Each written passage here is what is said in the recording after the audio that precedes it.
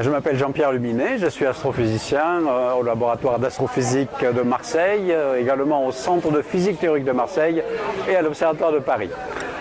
Alors, je suis directeur de recherche au CNRS et donc mes travaux portent essentiellement sur la structure de l'espace-temps, le trou noir, le Big Bang et toutes les propriétés étranges qui m'amènent précisément à parler de ce sujet, les formes de l'univers. Alors pourquoi ce sujet? Pourquoi au pluriel des formes? Eh bien parce que en fait, l'étude de la structure géométrique et de l'espace au cours du temps n'a cessé de nous créer des surprises, puisque jusqu'à Einstein, on pensait que l'espace était le simple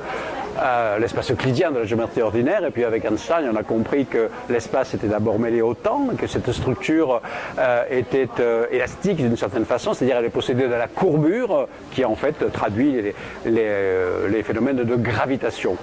Alors je me suis beaucoup intéressé évidemment aux trous noirs, puisque les trous noirs vont distordre localement l'espace de façon considérable, créer donc des mirages gravitationnels, des illusions d'optique, des distorsions d'image.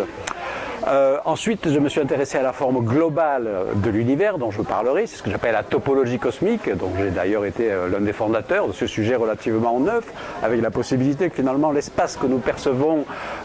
pourrait être en partie une illusion d'optique, en raison de la possibilité que l'espace global puisse avoir une forme complexe, j'ai appelé les espaces chiffonnés.